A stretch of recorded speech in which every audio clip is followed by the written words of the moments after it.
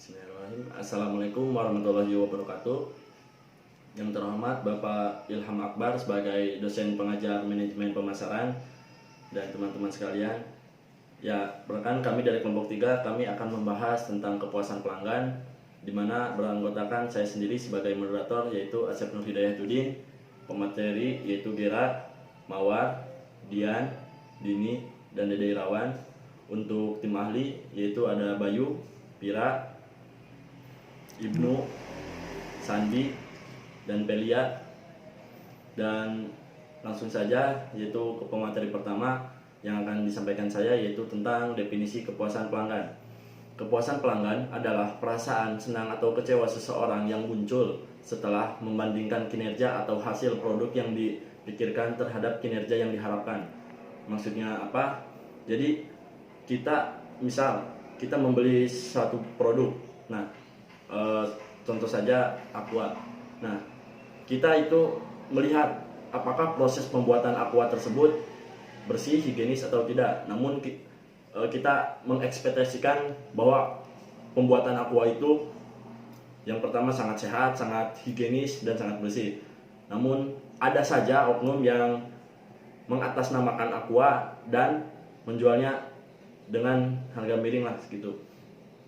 Yaitu ada juga menurut para ahli, yang pertama yaitu Lovelock et al. 2005 mendefinisikan kepuasan sebagai berikut, yaitu satisfaction can be defined an attitude like judgment following a purpose, like a series of consumer product interaction, satisfaction and function, and volatility disconfirmed expectation, yang mana artinya yaitu kepuasan dapat didefinisikan sebagai penilaian seperti sikap setelah tindakan pembelian atau serangkaian interaksi produk konsumen. Kepuasan adalah fungsi dari harapan yang tidak dikonfirmasi dengan positif atau lebih baik dari yang diharapkan dan berpengaruh positif. Maksudnya bagaimana? Ya, ketika kita mengharapkan suatu barang tersebut, misal kita membeli barang dari online shop, kita memesan sebuah jaket. Nah, ekspektasi kita dengan jaket itu sangat besar. Dengan melihat di gambar yaitu sangat bagus, kualitasnya bagus. Ya, pokoknya ekspektasi kita terhadap barang tersebut sangat besar. Namun, ketika barang tersebut sampai kepada kita tidak sesuai dengan ekspektasi, misalnya bahannya kurang, ukurannya kekecilan. Nah, itu bisa saja salah dari produsen yang kurang melihat apa yang kita pesan. Misalnya kita pesan ukuran jaket ukuran L, namun sang produsen, sang customer malah dia memberikan jaket kepada kita ukuran M. Otomatis itu kekecilan dan tidak sesuai dengan apa yang kita harapkan. Ketika kita ekspektasikan barang tersebut bagus dan sangat puas, maka kita juga akan merasa puas dan senang. Namun apabila tidak sesuai dengan ekspektasi, maka kita akan kecewa dan kita akan memberikan penilaian buruk terhadap produsen tersebut. Yang kedua yaitu ada definisi kepuasan pelanggan menurut Kotler dan Keller dalam bukunya yaitu Marketing Management, yang mendefinisikan kepuasan sebagai berikut, yaitu satisfaction reflect and person judgment of a product performance in relationship to expectation. If the performance falls short of the expectation, the customer is disappointed in expectation, the customer is satisfied. Yang mana artinya kepuasan mencerminkan penilaian seseorang terhadap produk yang dirasakan kinerjanya dalam hubungannya dengan harapan. Jika kinerjanya tidak sesuai harapan, otomatis pelanggan akan kecewa. Jika itu sesuai dengan harapan, pelanggan puas. Jika melebihi ekspektasi pelanggan, maka pelanggan sangat amat senang. Ya, tidak jauh berbeda dengan definisi yang disampaikan oleh Lovelock, ya, dimana ketika kita berekspektasi tinggi namun yang datang tidak sesuai dengan ekspektasi, maka kita akan merasakan kecewa. Bahkan kita tidak akan membeli lagi produk dari perusahaan tersebut. Apabila perusahaan tersebut menawarkan, kita udah otomatis mempunyai masa lalu, waktu itu juga barangnya tidak sesuai dengan ekspektasi. Namun ketika ekspektasi tersebut sangat bagus, sangat indah, maka kita akan merasa senang. Bahkan apabila kita ekspektasi namun barang yang sampai kepada kita melebihi ekspektasi, maka kita akan merasa amat senang. Dan ketika setelah merasa amat senang, kita akan memberikan penilaian positif terhadap perusahaan tersebut. Nah, dari beberapa definisi tersebut, ya kelanjutannya akan dilanjutkan oleh pemateri selanjutnya. Mungkin sekian materi dari saya, kurang lebihnya mohon maaf. Wabillahi taufiq wal hidayah. Wassalamualaikum warahmatullahi wabarakatuh. Assalamualaikum warahmatullahi wabarakatuh. Nama saya Dian Astuti. Saya pemateri kedua yang akan memaparkan tentang The Expectancy Disconfirmation Theory. Teori ini menjelaskan bagaimana kepuasan dan ketidakpuasan terbentuk. Teori ini mengemukakan bahwa kepuasan atau ketidakpuasan pelanggan merupakan dampak dari perbandingan dari harapan konsumen sebelum proses pembelian barang atau jasa dengan proses pembelian sesungguhnya yang diterima oleh konsumen tersebut. Produk atau jasa dapat berfungsi sebagai berikut. Yang pertama, ada positive disconfirmation atau bisa disebut diskonfirmasi positif. Ini terjadi apabila produk atau jasa berfungsi lebih baik dari yang diharapkan. Jika hal ini terjadi, maka konsumen merasakan puas. Yang kedua, ada simple confirmation atau bisa disebut konfirmasi sederhana. Terjadi apabila produk atau jasa yang berfungsi seperti apa yang diharapkan. Konsumen tidak memiliki rasa puas dan tidak juga memiliki perasa kecewa. Namun konsumen akan memiliki perasa netral terhadap barang atau jasa. Yang ketiga, ada disconfirmation atau bisa disebut diskonfirmasi negatif. Terjadi apabila produk atau jasa berfungsi lebih buruk dari yang diharapkan. Produk atau jasa yang berfungsi buruk dan tidak sesuai dengan harapan konsumen akan menyebabkan kekecewaan atau ketidakpuasan konsumen terhadap barang atau jasa. Sekian materi dari saya, kurang lebihnya mohon maaf. Assalamualaikum warahmatullahi wabarakatuh. Di sini saya akan melanjutkan materi berikutnya, yaitu membangun kepuasan dan loyalitas pelanggan. Nah, di sini ada 4. Itu yang pertama, nilai yang dipersepsikan pelanggan. Yang kedua, total kepuasan pelanggan.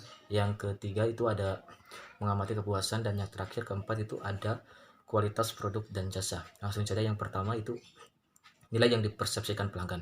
Nah, di sini nilai yang dipersepsikan pelanggan atau bisa disebut juga dengan customer perceived value adalah selisih antara penilaian pelanggan prospektif atas semua manfaat dan biaya dari suatu penawaran terhadap alternatifnya.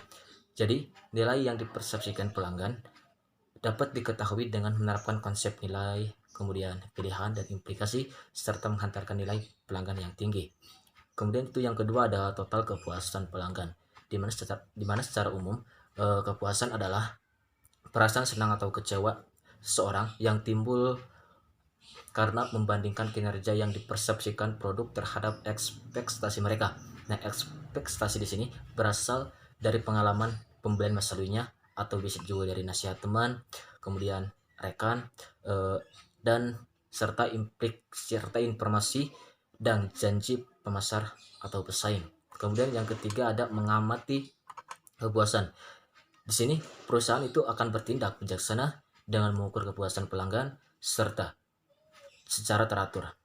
Nah, karena salah satu kunci untuk mempertahankan pelanggan adalah, yaitu yang sudah tadi dijelaskan, adalah kepuasan pelanggan. Itu hal yang paling utama.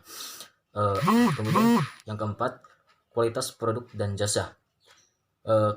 Di sini kualitas itu adalah totalitas fitur dan karakteristik produk atau jasa yang bergantung pada kemampuannya untuk menguasai kebutuhan yang dinyatakan atau tersirat ya.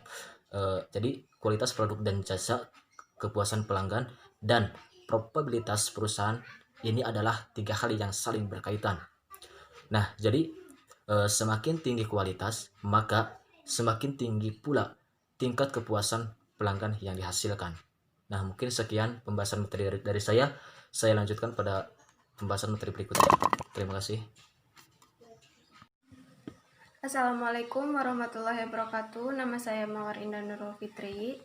Dari kelompok 3, saya akan memaparkan memaksimalkan nilai seumur hidup pelanggan. Pemasaran adalah seni menarik dan mempertahankan pelanggan yang menguntungkan. Menurut aturan Pareto mengatakan bahwa 20% pelanggan teratas sering menghasilkan 80% atau lebih dari laba perusahaan tersebut. Pelanggan teratas atau pelanggan terbesar perusahaan tidak juga selalu menghasilkan laba tertinggi, tetapi pelanggan terbesar bisa menentukan layanan yang baik dan mendapatkan diskon terbesar. Pelanggan terkecil membayar harga penuh dan mendapatkan layanan minimal, tetapi biaya berinteraksi dengan mereka dapat mengurangi profitabilitas mereka. Pelanggan menengah menerima layanan bagus dan membayar harga hampir penuh, dan juga seringkali paling menguntungkan. Jadi di antara pelanggan teratas, pelanggan terkecil, dan pelanggan menengah, yang paling menguntungkan adalah pelanggan menengah. Selanjutnya, profitabilitas pelanggan. Apa sih yang dimaksud dengan pelanggan yang menguntungkan? Jadi pelanggan yang menguntungkan adalah orang rumah tangga atau perusahaan yang sepanjang waktu menghasilkan aliran pendapatan yang lebih jumlah aliran biaya perusahaan yang dapat ditoleransi untuk menarik, menjual, dan melayani pelanggan tersebut. Pemasaran dapat menilai profitabilitas pelanggan secara individual. Meskipun banyak perusahaan yang telah berhasil mengukur profitabilitas pelanggan, tetapi sebagian masih belum berhasil mengukur profitabilitas pelanggan individual. Yang kedua itu mengukur nilai seumur hidup pelanggan. Nilai seumur hidup pelanggan menggambarkan nilai sekarang bersih dari aliran laba masa depan yang diharapkan sepanjang pembelian seumur hidup pelanggan.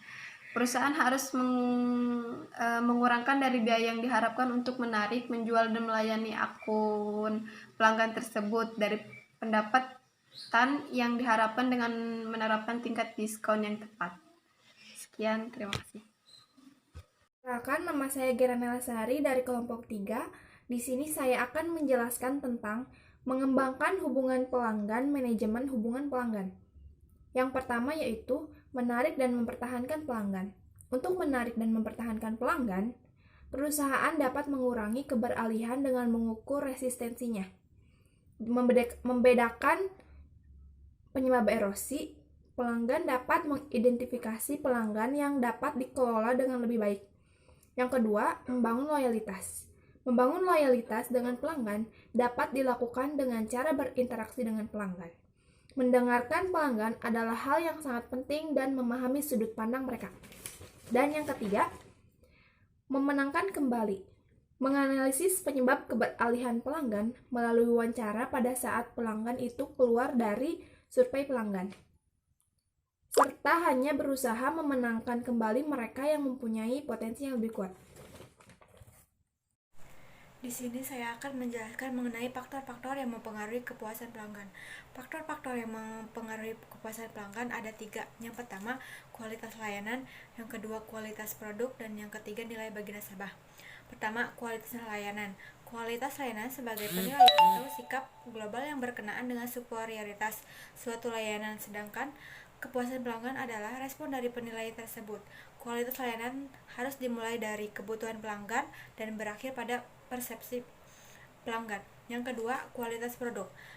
Kualitas produk adalah suatu bentuk dengan nilai kepuasan yang kompleks.